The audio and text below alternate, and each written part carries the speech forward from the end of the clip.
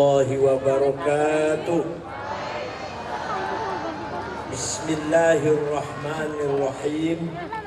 Alhamdulillahi rabbil alamin. Wassalatu wassalamu ala sayyidina wa maulana wa syafi'ina wa habibina Muhammad afdhalil anbiya'i wa khatamil mursalin wa ala alihi wa sahbihi wa man tabi'a hudahu bi ihsan min yaumina hadha ila yaumil ba'thi waddin. Ashabal fadilah al-muhtaramin, sadat dan ulama wal masyayikh, ashabal ma'ahid, ashabat turukis sufiyah, Hadratus Syekh Haji Hisham Syafaat, Sahibul Ma'had Blok Agung, Rais Syuriah Cabang NU Banyuwangi, Ketua NU Cabang Banyuwangi, yang saya hormati Bapak Kapolres, Bapak KBP, Ustadz Dedi, Kombes Ustadz Dedi. Mulai hari ini ada ustadznya. Pada Lana, Bapak siapa? Letkol Ansori, ustadz juga. Yang saya hormati Pembina Yayasan Muhammad Cengho, Yai Haji Kadafi, A'azzahullah, dan seluruh jajaran pimpinan yayasan, para pejabat pemerintah yang hadir, yang mewakili Ibu Bupati dan seluruh jajarannya, Ketua Yayasan, Badan Otonom NU, Ansor Bansar, Pagar Nusa, Muslimat Fatayat, Ibnu PPNU, Sadati wa Sayyidati, Ashabi wa Zumalai, Abnai wa Banati, ayyuhal hudur. Manusia itu bahasa Arabnya insan. Apa? Insan. Sebentar, ada yang kelewat. Ketua Umum PT Bapak Haji Ustadz Deni Sanusi. Bila perlu berdiri Pak Deni. Ini Ketua Umum PT. Dan pengurus PT Provinsi Jawa Timur, pengurus PT Banyuwangi yang berbahagia. Manusia itu bahasa Arabnya apa? Insan. Insan itu kata benda, kalimat isim. Kata kerjanya anas. Adjektifnya kalau maskulin anis, kalau feminin anisah. Anas, anis, anisah, insan itu maknanya harmonis, rukun, solid, saling mesra, saling kangen, saling melengkapi. Kalau kita saling mendukung, kangen satu sama lain, harmonis, itu baru namanya insan. Sebaliknya, tapi di Banyuwangi nggak ada nih, di Banyuwangi nggak ada. Kalau ada dua orang, dua tetangga, dua kelompok, dua golongan, konflik, tidak menyapa sudah 2 bulan, kalau bisa sampai 2 tahun, itu berarti mereka sedang istirahat jadi insan. Nabi Muhammad telah memberikan solusi. Kalau memang terpaksa ada konflik, paling lama 3 hari 3 malam harus segera menyatu kembali. Alhamdulillah, malam hari ini saya menyaksikan bagaimana masyarakat Banyuwangi harmonis, rukun, solid, bersatu. Ini Kapolresnya senang kalau masyarakat solid, harmonis, aman, tentram. Aman, tentram. Nah kalau gejolak terus kan polisi yang paling sibuk. Nah mari kita tunjukkan masyarakat Banyuwangi, apalagi di sini ada Masjid Cheng Ho, harus kita tunjukkan kita punya karakter, kita punya jati diri, kita punya kepribadian, yaitu betul-betul insan. Bahkan amanah dari Allah yang paling melekat sebelum dipercaya membawa agama, sebelum dipercaya membawa kekayaan, sebelum dipercaya jabatan kedudukan, tapi yang paling prinsip adalah amanah insaniyah. Tidak pandang bulu, mau kiai, mau pejabat, mau rakyat, orang kaya, yang miskin, semua menyandang titipan kepercayaan dari Allah. Apa amanah? Insaniyah.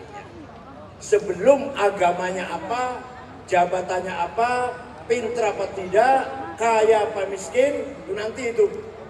Yang paling penting adalah amanah insaniyah. Kemudian kita yang beragama Islam. Islam bisa dari kata salam, damai, peace. Maka kata Islam sangat matching, sangat cocok dengan insaniyah. Islam agama damai, dari kata salam. Islam agama yang ramah, agama yang damai. Kalau ada orang kelompok mengatasnamakan agama Islam tapi berbuat radikal, teror, paling saya membakar-bakar rumah, sama sekali bukan ajaran Islam, sama sekali. Islam adalah salam, damai. Tidak ada yang namanya perang suci, perang suci, perang yang membunuh kotor, nggak ada perang suci itu. Tidak ada yang namanya al-harbul muqaddas, perang suci, nggak ada. Itu istilah sejarah yang salah. Ada perang suci itu, perang yang kotor. Kalau agama sebenarnya, agama apapun terutama Islam, melarang kekerasan, melarang peperangan, apalagi sampai membakar, menghancurkan kehidupan. Yang kedua, Islam boleh juga dari kata salamatun, selamat dan menyelamatkan. Al-muslimu man salima akhuhu min yadihi wa lisanih.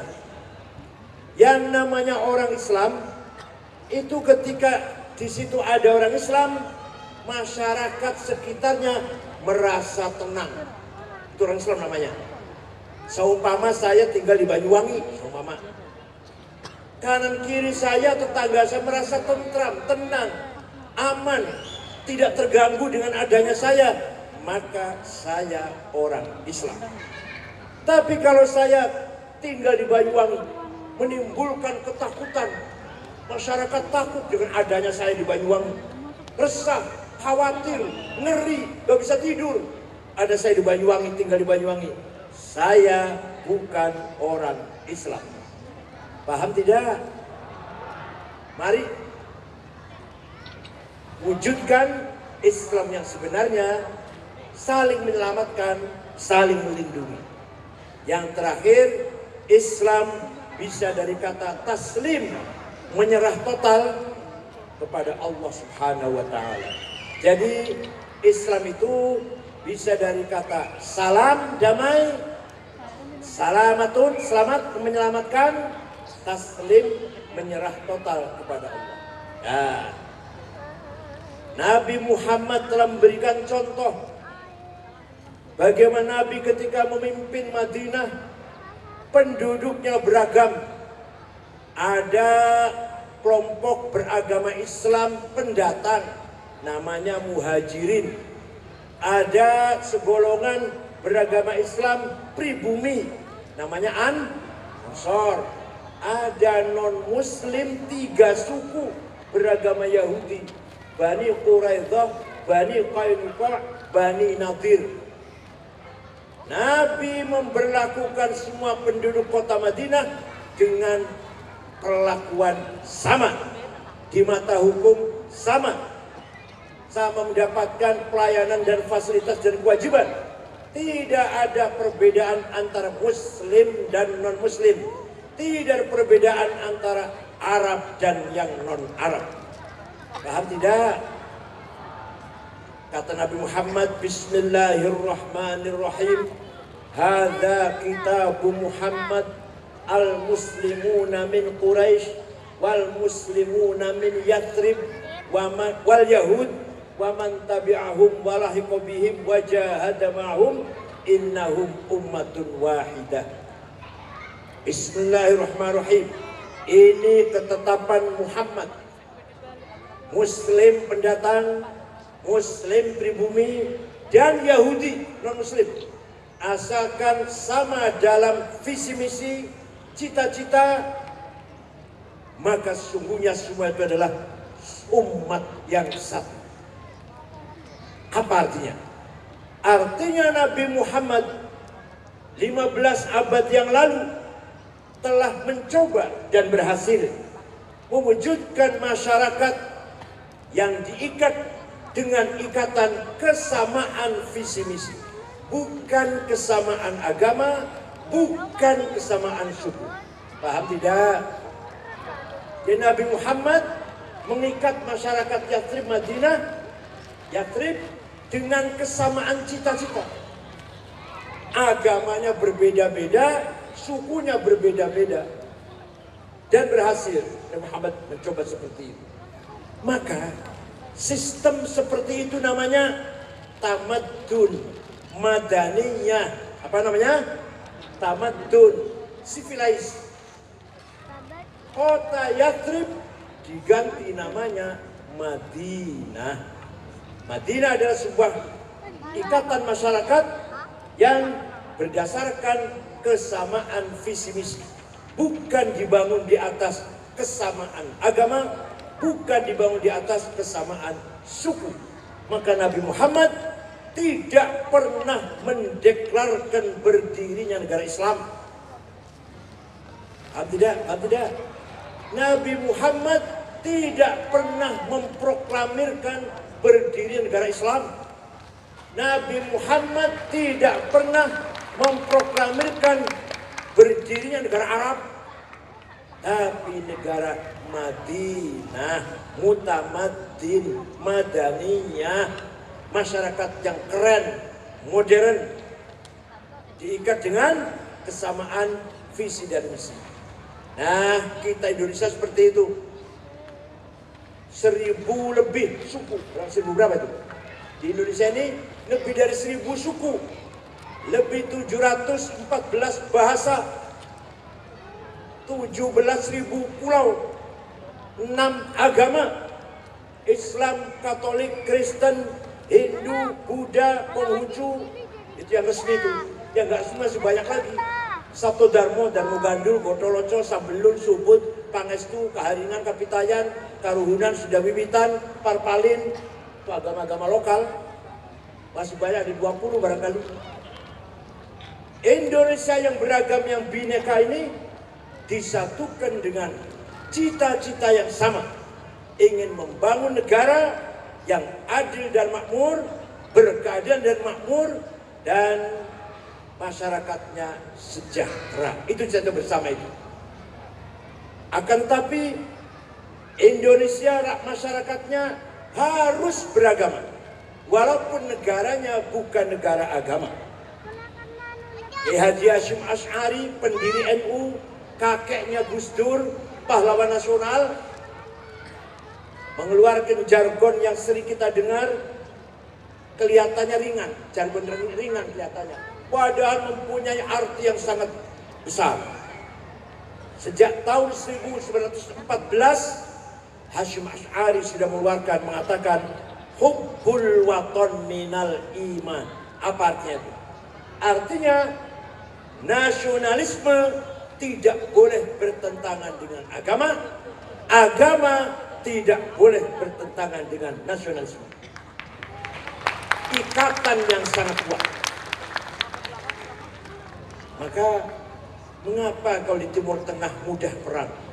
Sekarang sudah 30 tahun sesama Islam, sesama warga bangsa Afghanistan, Irak, Suriah, Yaman, Libya, Somali, sama-sama warga bangsa negara, sama-sama agama Islam, ahli sunnah jamaah. Mengapa mudah perang? Karena masalah yang paling pokok, yang paling prinsip, karena masih mempertentangkan nasionalisme dan teologi Islam. Maka seorang guru besar politik dari Harvard yang namanya Samuel Huntington pada tahun 1983 mengatakan, dia meramal sebentar lagi di Timur Tengah akan terjadi konflik budaya. Betul, terjadi. Dimulai dari Tunis, Mesir, Libya, Irak, Afghanistan, dan sekarang Suriah masih belum selesai. Ramalan ente, wahai Samuel Huntington, ramalan Anda tidak akan terjadi di Indonesia. Tidak akan. Selama kita masih berpegang teguh dengan hubbul watan minal iman, beragama religius yang nasionalis religius, maka Indonesia insya Allah ila yaumil qiyamah. Dan kita tidak akan seperti Timur Tengah. Perpindahan dari era Orde Baru menuju reformasi kemarin itu tahun 98, ada korban, ada konflik, ada. Berapa tahun? 6 bulan setelah muncul multi partai, 44 partai waktu itu pemilu pertama tuh pada reformasi ini, selesai konflik. Selesai. Kalau di Timur Tengah belum selesai nih. Kalau di Timur Tengah perpindahan dari Orde Baru ke reformasi belum selesai. Irak sejak Saddam Hussein digantung sampai sekarang masih perang saudara. Afghanistan masih perang saudara. Padahal hanya 7 suku, 100% Muslim. Suriah, Wahabi, Salafi, Syiah, Jamaatun Nasrah, ISIS, Al-Qaeda, ada semua di Suriah itu. Sama-sama warga bangsa Suriah. Di Somali, di Libya, masih setelah tergulingnya Muammar Gaddafi, Presiden Libya, sampai sekarang belum selesai. Alhamdulillah di Indonesia, waktu perpindahan ke era reformasi dari era Orde Baru, ada konflik, ada korban, ada. 6 bulan konfliknya atau tegangnya. Selesai sudah. Setelah multi partai lahir, 44 partai, pemilu dengan bebas, selesai bagi warga bangsa Indonesia. Kita ingat, kita ini satu bangsa, satu negara, satu cita-cita, satu visi misi, lintas agama, lintas budaya, lintas suku, lintas tradisi adat istiadat. Paham tidak? Oleh karena itu sekali lagi saya katakan, ramalannya ente, wahai Samuel Huntington, tidak akan terjadi di Indonesia. Nah.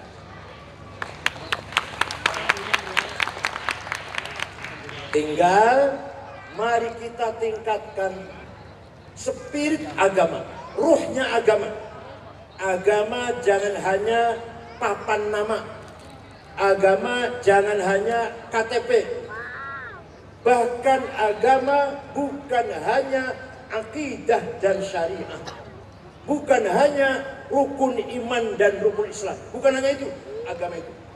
Agama terutama Islam adalah dinul ilmi wal thaqafah, dinul adabi wal hadarah, dinul tamaddun wal insaniyah. Islam agama ilmu pengetahuan, peradaban, kebudayaan, kemajuan-kemajuan, dan agama sosial, terakhir agama kemanusiaan. Itu Islam itu. Ringkasnya begini kalau kurang paham, Sholat, puasa, baca Quran, akidahnya rukun iman 6, tapi kalau tidak berakhlak, kalau konflik, perang saudara, masih jauh dari nilai-nilai agama La khaira fi katsirin min najwahum illa man amara bi sadaqatin aw ma'rufin aw islahin bainan nas wa man yaf'al dzalika ibtigha'a mardatillah fasawfa yu'tihi ajran 'azima. Kamu berbangsa, bernegara, kumpul-kumpullah, berorganisasilah. Percuma, tidak ada artinya. DPR tidak ada artinya. NU tidak ada artinya. Kecuali kalau programnya 3 hal. Illa man amara bisodaqatin. Punya program mengentaskan kemiskinan. NU baru manfaat untuk masyarakat Banyuwangi. Percuma berorganisasi NU, percuma berpartai politik, apa itu PKB, apa PDI, apa Golkar, Demokrat, kalau tidak punya program mengentaskan kemis. Di Banyuwangi masih ada orang miskin tidak? Masih ada? Banyak. Dalam kitab Fathul Mu'in dikatakan faslun fil jihadi wa huwa fardu kifayatin marratan fi kulli am wa anwa'uhu arba'atun itsbatu wujudillah wa iqamatu syari'atillah wal qitalu fi sabilillah wa daf'u darari ma'sumin musliman kana aw ghairu muslim bil it'ami wal iksa'i wal iskani wa thamanid dawa'i wa ujratit tamrid. Fathul Mu'in itu apa artinya? Wajib bagi kita semua 4 hal. 1, beriman kepada Allah. 2, menjalankan perintah ibadah. 3, bila perlu angkat senjata dalam rangka membela negara, membela kebenaran, membela hak kita. Yang keempat, wadaf mudorori maksumin musliman kana aw ghairu muslim. Memberi perlindungan kepada masyarakat yang baik-baik, bukan penjahat, bukan, yang baik-baik, muslim atau non-muslim, itu wajib itu. Dengan apa perlindungannya? Bil it'ami, dengan ketahanan pangan. Ini kita punya ini Pak, kita punya ini, kita kuno ini. Karena Syekh Muhammad Zainuddin Al-Malebari, Malebari itu provinsi Kerala, India Barat. Membangun ketahanan pangan kewajiban kita semua. Paham tidak Bu? Paham Bu? Kalau di pojok sana, di pojok mana enak? Alas Purwo ya? Kalau di pojok Alas Purwo ada orang Banyuwangi satu mati karena kelaparan, dosa semua kita ini. Nomor 1 Bupati, nomor 2 Kapolres, nomor 3 Ketua DPRD, nomor 16 Ketua NU. Kalau ada, maka dalam kitab Fathul ini katakan wadaf mudorori maksumin musliman kana aw ghairu muslim. Warga Banyuwangi muslim atau non muslim, asalkan orang itu baik-baik, bukan penjahat, bukan pelaku kriminal, harus cukup pangan. Gak ada kelaparan sini kan? Gak ada kan? Ada tidak kelaparan di sini, ada nggak?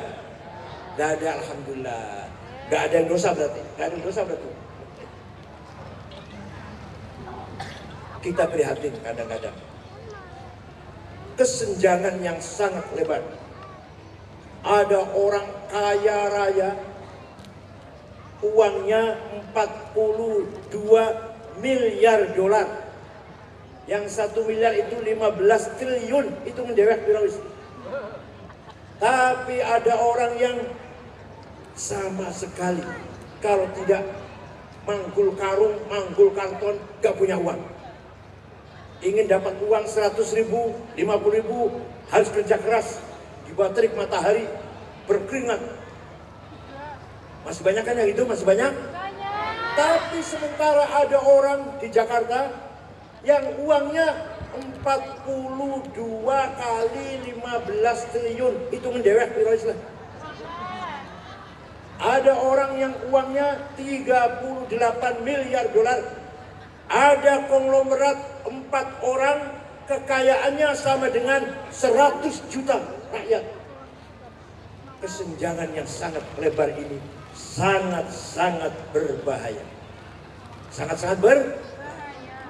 Mari kita upayakan bagaimana Banyuwangi lepas dari kemiskinan. Itu baru berguna, baru berarti, baru bernilai. Kita berorganisasi, kita bernegara, kita berbangsa, kita punya pemerintah, baru berguna itu. Tadi Quran mengatakan, la khaira fi katsirin min najwahum illa man amara bisadaqatin. Tidak ada nilainya kamu berkumpul-kumpul, bernegara, berbangsa, kecuali kalau program nomor 1, agenda nomor 1 mengentaskan kemiskinan. Yang kedua, masyarakat Banyuwangi harus cukup sandang, terutama kiai-kiai, ustadz-ustadz harus keren, nggak boleh nyemprul, nggak boleh. Bila perlu jasnya Waldormir itu semeter 13 juta. Bila perlu kiai sepatunya Hermes 22 juta. Kacamatanya Cartier 45 juta. Tasnya Gucci 75 juta. Minyak wanginya jangan misik, jangan. Alah misik, Masya Allah. Minyak wanginya Hugo Boss, Jo Malone, Bon Nine, gitu. Pulpennya Montblanc. Baru kiai keren. Baru kita bisa mengatakan saya pemimpin umat, saya pemimpin umat Islam. Kalau kita ke penampilan nyemprul, nanti kita minder. Oleh karena itu, pemimpin Islam, terutama para kiai, pemimpin NU harus berpenampilan keren. Imam Abdul Hasan Asyadili, wali kutub, tiap hari pakaiannya ganti, harganya mahal, rumahnya besar, pembantunya 16, kendaraannya kereta ditarik 2 kuda. Kalau sekarang ya BMW, Mercy, Alphard, bukan Luxio, bukan Grand Max, APV, enggak. Kiai harus Alphard. Abdul Hasan Asyadili, penampilannya gagah. Maka kalau memberi nasihat pada masyarakat, semua orang menghargai dengan karismanya. Itu namanya kiai yang keren itu. Mari kita tiru. Yang ketiga, atau satu lagi, Syekh Abdul Qadir Al-Jailani. Dengar nama itu, dengar nama itu? Orang Baghdad, orang Irak. Suatu ketika pergi ke Mesir, ke barat, ziarah kubur Imam Syafi'i di Mesir, di daerah Fustot namanya, Fustot, Kairo. Udah ziarah, tungan-tungan selesai, melihat masyarakat penduduk Fustot, kanan kirinya kuburan Imam Syafi'i, miskin-miskin, gak punya rumah, terlantar. Syekh Abdul Qadir Al-Jailani segera beli tanah 10 hektar, diwakafkan untuk orang miskin di daerah Imam Syafi'i. Sampai sekarang masih ada tulisan Auqaf Syekh Abdul Qadir, sampai sekarang besar tulisannya, Auqaf Syekh Abdul Qadir Al-Jailani. Jadi Syekh Abdul Qadir Al-Jailani itu wali, kaya, dermawan. Panjenengan wali bukan? Kaya tidak? Gak jawab, dia tanya gak jawab. Kaya tidak? Dermawan tidak?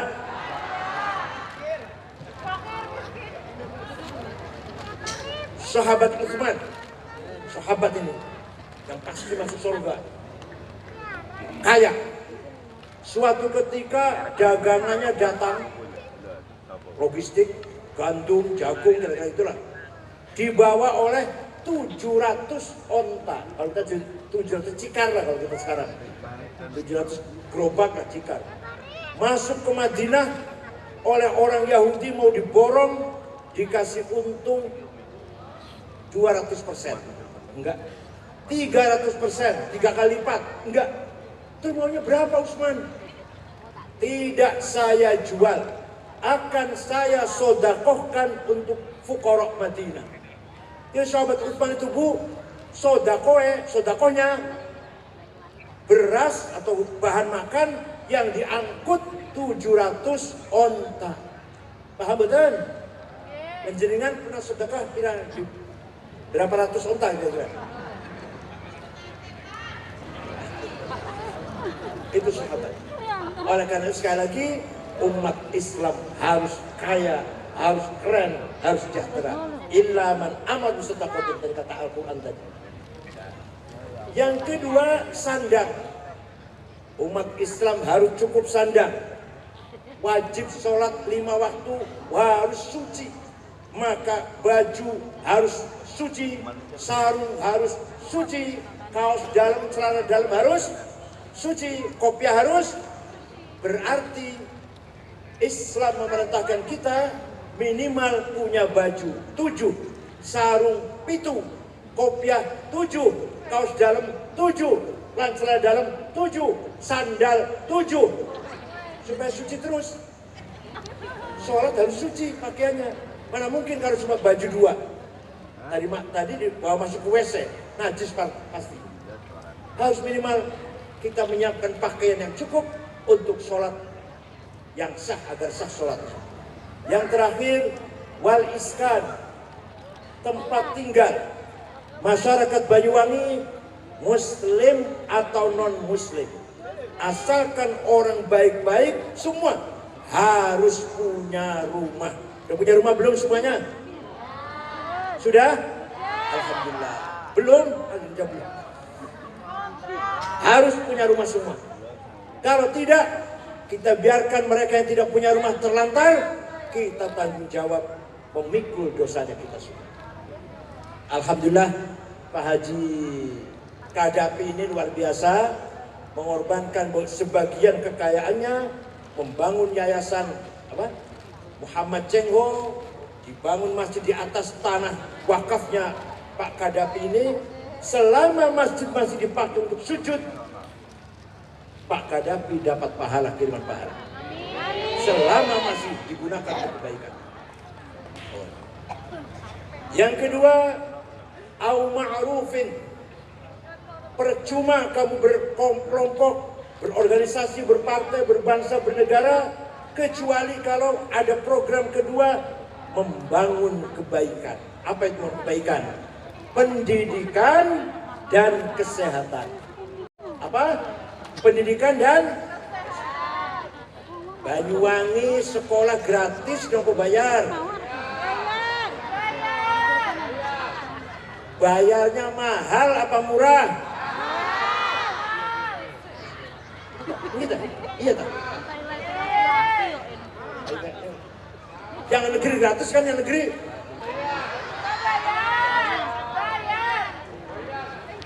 Pemerintah berkewajiban menyediakan pendidikan dengan minimal murah, bayar asal murah, terjangkau untuk semuanya masyarakat Banyuwangi. Ini kewajiban. Kalau tidak, maka tanggung jawab kita masih berat di hadapan Allah. Jangan biarkan ada anak Banyuwangi buta huruf.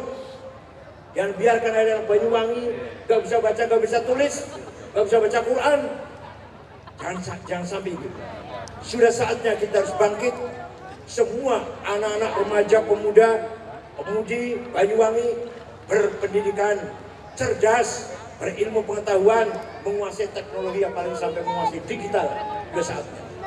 Di sini peran Kiai menyediakan sarana pesantren yang luar biasa dalam rangka membantu pemerintah yang belum mampu menyediakan pendidikan, sarana pendidikan dengan keseluruhan.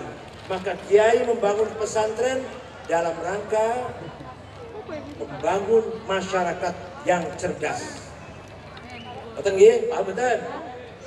Nah, kesehatan. Berobat gratis no bayar. Enggak ada BPJS kok. Bayarnya mahal apa murah?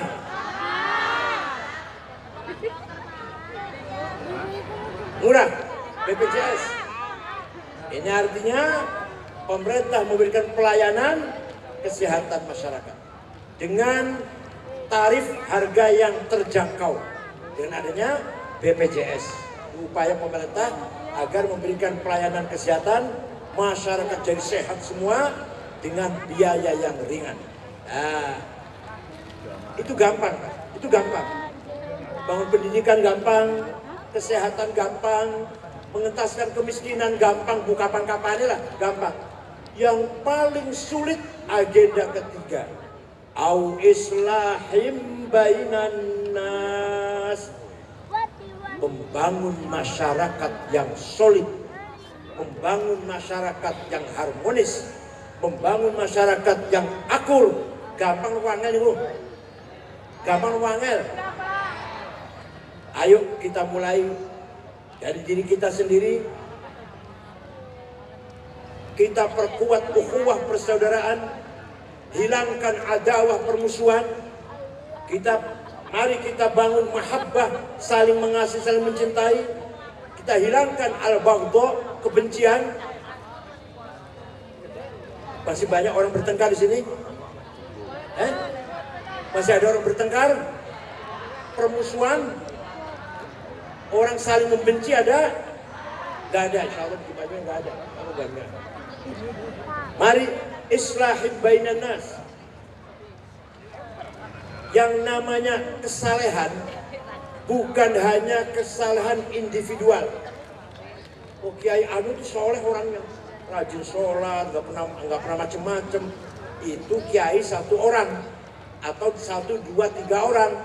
Yang dimaksud oleh aturan di sini masyarakatnya soleh, bukan hanya kiainya, bukan hanya ustadz yang soleh. Apa yang soleh siapa? Masyarakatnya. Au islahin bainan nas. Di sini masyarakatnya sudah soleh. Coba bener nggak nih? Ngakunya sudah soleh, bener nggak ini? Saya buktikan ya. Saya tahun 2012 diundang ke Australia. Setengah bulan ceramah muter-muter.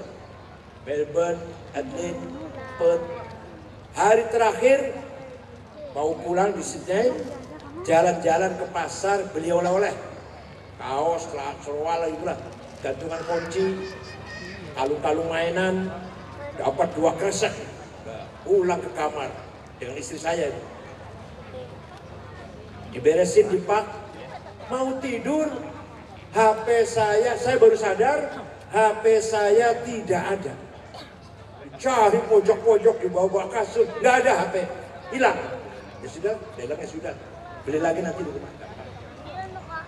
Jam 9 lebih ada orang ketok pintu, saya buka, pegawai hotel dengan 1 orang laki-laki mengembalikan HP saya.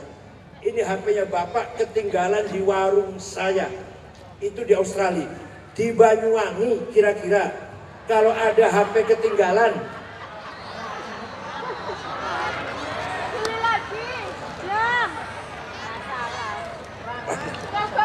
Padahal Islam semua, ahli sunnah wal jamaah semua ini. Padahal NU semua ini. Pernah juga saya pergi ke negara Mali, Afrika Barat, rombongan 6 ormas, Muhammadiyah, PWI, Wasliyah, PT juga ya berangkat. Di sana 5 hari, diundang oleh pemerintah sana menghadiri Maulid Nabi. Di kota Tembakto namanya, kota Tembakto, tidak ada rumah dikunci pintunya, tidak ada rumah ditutup jendelanya, tidak ada mobil masuk gerasi, tidak ada sepeda motor masuk halaman rumah, tinggal di luar pagar malah. Aman, tidak ada maling, tidak ada perampok, nggak ada garong. Kira-kira di Banyuwangi kalau sepeda motor nggak dikunci, digeletak di luar pagar, kira-kira di mana kira-kira? Ini yang paling sulit. Makanya tadi saya katakan, mengentaskan kemiskinan insya Allah akan selesai, insya Allah. Membangun pendidikan akan selesai ada berapa tahunnya, berapa puluh tahun. Menjadikan masyarakat yang cerdas. Kesehatan insya Allah akan gratis dah kapan-kapan. Tapi yang paling berat, au islahin bainan nas, membangun masyarakat yang soleh, yang amanah, yang bisa dipercaya, tanggung jawab, pemerintahnya tidak korupsi, yang tua sayang yang muda hormat yang tua, yang kaya menyantuni si fakir miskin, yang fakir miskin hormat pada yang kaya, akul rukun damai. Siap? Siap? Alhamdulillah kalau siap. Awas kalau enggak dilaksanakan. Malam hari ini kita memperingati 7 tahun beryayasan Cheng Ho. Itu namanya banyak. Sampo, Sambo, Mazenghe. Apa lagi? Nama Islamnya Mahmud Syams. Mahmud Syams. Lahir di desa Haidai, Kecamatan Kunyang, Provinsi Yunnan, Cina Barat. Ini orang Cina aja belum tentu hafal nih. Anda yang Cina aja belum tentu hafal tuh ini. Bapaknya namanya Ma Haji, ibunya namanya Wen. Lahir tahun 1371.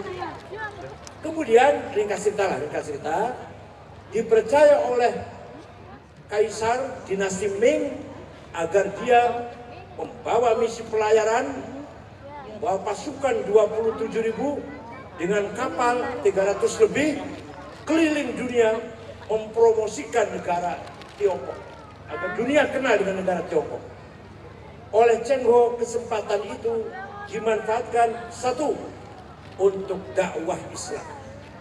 Untuk apa? Yang kedua, mengamankan lautan Cina dari perampok, dari penyamun, agar aman kapal yang berlalu lalang di lautan Cina. Datang ke Nusantara ini 7 kali. Saya terus terang, saya ragu kalau katanya datang ke Banyuwangi. Kalau betul tak percaya dulu. Perlu kajian lah. Yang jelas datang ke Surabaya, Gresik, Tuban, Semarang, bangun pelabuhan Semarang, bangun kota Semarang, kemudian Cirebon. Sampai di Cirebon jumpa dengan Sunan Gunung Jati Syarif Hidayatullah.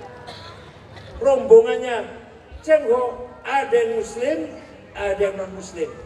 Yang Muslim silahkan tinggal di Gunung Sembung, yang sekarang kuburannya Sunan Gunung Jati. Yang non Muslim silahkan istirahat di Gunung Talang. Di antara rombongan itu ada yang masih single, masih gadis, namanya Ong Tin. Dinikah oleh Sunan Gunung Jati.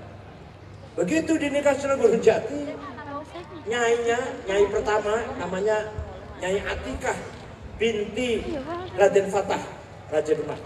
Sunan Gunung Jati mantunya Raden Fatah. Istri pertamanya marah-marah, ngamuk-ngamuk. Konjenengan ya. Maka oleh Sunan Gunung Jati, istri kedua diletakkan di selatan Cirebon, 28 km. Punya anak lahir, malu Cina kan, kulitnya kuning-kuning. Anaknya itu. Maka dinamakan daerah tersebut Kuningan. Kabupaten Kuningan itu. Itu ceritanya mengapa dia dinamakan Kabupaten Kuningan, karena turunan di Kuningan orangnya kuning-kuning. Turunan Ong Tin, kuburannya di atas Gunung Sembung sampai sekarang, di bawahnya Sunan Gunung Jati. Nah itulah ringkas cerita Sampokong atau Mahmud Syams menyebarkan Islam, juga ada misi bisnis sampai ke Kukang. Kukang itu nama asli sebelum Palembang. Namanya Kukang. Kukang itu artinya apa? Pelabuhan besar. Kalau Sambo itu artinya apa? Tiga pusaka ya. Sam itu 3. Bo itu pusaka. Karena dia anak yang nomor 3. Datang ke Palembang. mengembangkan bisnis, memperlancar transportasi dari Sungai Musi, datang ke Baros, Sumatera Utara. Kabupaten apa? Kabupaten apa ya? Baros, Kabupaten? Apa di utara? Pokoknya Baros, Sumatera Utara.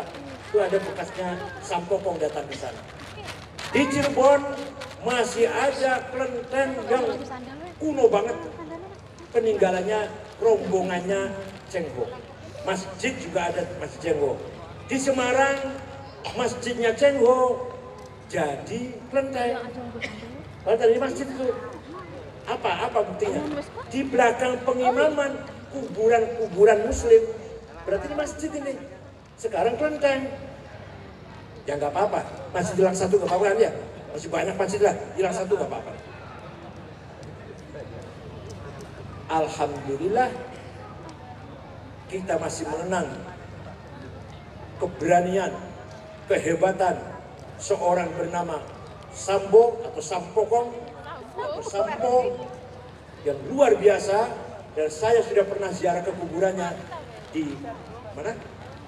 Kumning. Di Kumning kuburnya sangat indah, taman, saya juga ada taman rekreasinya, saya pernah main ke sana. Bapak sekalian, Islam lebih dulu datang ke daratan Cina, Tiongkok daripada Indonesia. Di sana ada kuburan sahabat di Guangzhou, sahabat Sa'ad bin Abi Waqqas. Di Indonesia nggak ada sahabat, paling wali, pol wali. Sahabat nggak ada. Di Cina ada kuburan sahabat. Satu lagi di kota Chengdu ada 2 kubur sahabat, namanya tidak jelas, majhul. Tidak diketahui namanya siapa. Yang jelas kuburannya banyak orang ziarah ke sana. Walhasil hubungan kita dengan masyarakat Tiongkok, baik itu hubungan agama, hubungan bisnis, hubungan budaya, sejak lama terjadi. Tidak mungkin dipisahkan itu. Malah salah satu istri Brawijaya V, istrinya kan banyak tuh. Brawijaya V istrinya berapa? Istrinya Brawijaya V, Raja Majapahit, berapa istrinya? 151 istrinya. Kalau Kapolres nggak boleh, Kapolres nggak boleh. Di antara istrinya ada muslimah dari Cina, namanya Su Banci. Nanti punya anak laki-laki, nama Cinanya Jin Bun. Nama Islamnya Abdul Fattah. Belajar Islam sama Sunan Ampel di Surabaya, di Ampel Denta. Kemudian setelah 5 tahun permisi, Syekh, Kiai, Guru, saya akan mendirikan negara Islam. Nah, bapak kamu gimana di Majapahit? Ya nggak apa-apa, katanya. Kita bersaing dengan baik-baik saja. Tidak lama berdirilah pertama kali kerajaan Islam di Jawa, Demak Bintoro. Bapaknya kaget, anak yang tahu-tahu jadi raja Islam. Lama-lama masyarakat Jawa meninggalkan Majapahit, ikut Demak. Kenapa? Karena ajaran agama Islam ijaliter. Mohon maaf, bukan saya menghina, bukan, ini kenyataan. Agama Hindu ada 5 kasta: Brahma, Satria, Sudra, Varya, Waisa. Nah, yang rendah ini, yang Sudra ini, tidak boleh menggunakan kata ingsun. Nggak boleh. Ingsun raja ingsun. Kalau orang kecil, kaulo alit, budak kecil, sampeyan dalam, saya ini debu yang ada di kakimu. Kalau sama raja nggak boleh cium tangan, dengkul yang dicium. Nah, datang para wali dengan ajaran agama Islam, ngajarin begini, Bu. Usolli fardhu dzuhri, diterjemahkannya niat sholat sopo ingsun. Nah, gitu orang Jawa. Nawaitul wudu'a, niat ingsun ambil air wudu. Orang Jawa kaget. Ini kita boleh ngomong ingsun dengan syarat masuk Islam. Kalau nggak masuk Islam sampai kiamat kurang rong dino, nggak bakal ngomong ingsun. Maka masyarakat Jawa berbondong-bondong masuk karena ingin ngomong ingsun. Itu kuncinya, kata lain. Ada lagi kiai jalan-jalan menjumpai sesajen. Ini apa Pak? Nasi sekepel, ada berambangnya bawang merah, ada cabai merah. Sesajen kiai, itu apa? Mengusir roh jahat. Tuyul didemin supaya lari dari rumah saya. Kata kiainya, kamu kan kaya, masak beras 20 kilo, potong kambing 1. Nur dia, potong kambing 1 jadi gulai, 30 mangkok, berasnya jadi 30 nasi, piring nasi. Lapor Pak Kiai, sudah beres, nasi 30 piring, 40 piring, gulainya udah beres, 30 mangkok, 40 mangkok, ditaruh di pojok mana Kiai? Kata kiainya, bukan ditaruh di pojok, dimakan. Kaget dia. Dimakan oleh fakir miskin, tetangga. Tapi sebelum makan, minta dulu pada Tuhan. Minta apa? Minta agar kamu selamat, istrimu selamat, anakmu selamat, kerjaanmu selamat, hidupmu selamat, matimu. Maka namanya bukan sesajen, tapi alhamdulillah cerdas paham. Bercanda, jawabnya Pak. Nah, banyak kalau cerita begini banyak sekali contohnya. Ternyata masyarakat yang tadinya ikut Majapahit berbondong-bondong ikut Demak. Raja Brawijaya V ditinggal oleh rakyatnya, terpaksa masuk Dengan masuk Islamnya Brawijaya V, tamatlah, selesailah, berakhirlah kerajaan Imper Majapahit yang pernah gagah perkasa ketika Raja Hayam Wuruk dan Gajah Mada. Sampai ke Sri Lanka, sampai ke Filipina, Majapahit semua ini, Nusantara ini. Bubar. Apa dibom? Enggak. Apa diperangi? Tidak. Apa diintimidasi? Rakyatnya supaya ikut Demak? Enggak. Kata orang Jawa, sirno ilang kertaning bumi. Majapahit hilang karpe dewe ditelan bumi. Nah terus ilmunya orang Majapahit mana yang katanya bisa terbang, bisa menghilang, bisa ngangkat batu besar. Mana ilmunya itu? Surodiro Joyo Ningrat lebur dening pangas.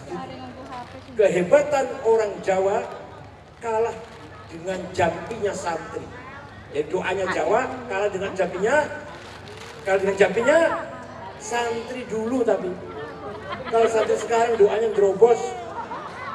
Kenapa ya? Kiai sekarang doanya nggak pakai cespleng orang pembian. Dengan Kiai Mahrus, Kiai Ali Maksum, Mbak Maksum Lasem, Kiai Mahrus di Boyo itu luar biasa itu. Ya aktivis, ya alim, ya sakti. Kiai Wahab juga.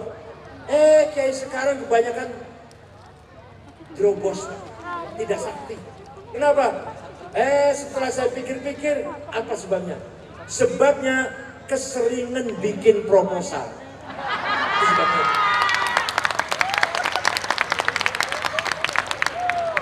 Saya mondok di Lirboyo 4 tahun, tidak pernah sekalipun melihat Kiai Mahrus menandatangani proposal. Saya pindah ke Kerapiak, Kiai Ali Maksum, Rais Ampel 89, sampai 9 berapa? Sampai 94 ya. Tidak pernah melihat Kiai Ali Maksum menandatangani proposal. Maka doanya efektif, ujar. Apalagi Kiai Cirebon yang dulu sangat sakti Kiai Cirebon itu. Dulu ini ceritanya. Ada yang punya aji Dipa, bisa memahami bahasanya binatang. Ada lagi ilmu namanya Aji Nitimurti. Apa itu? Bisa kelihatan besar. Ada lagi Halimun, bisa menghilang. Wah, kalau zaman sekarang santri bisa ngilang, Alfamart habis itu nanti. Itulah warisan budaya kita. Kita ini keturunan beliau-beliau, harus kita teruskan perjuangan beliau, yaitu menyebarkan Islam yang ramah, Islam yang berakhlak, Islam yang berbudaya. Itu saja, mudah-mudahan ada manfaatnya. Syukran wa tuntum fil khair barakati wan najah. Wallahu a'lam. Wassalamualaikum warahmatullahi wabarakatuh.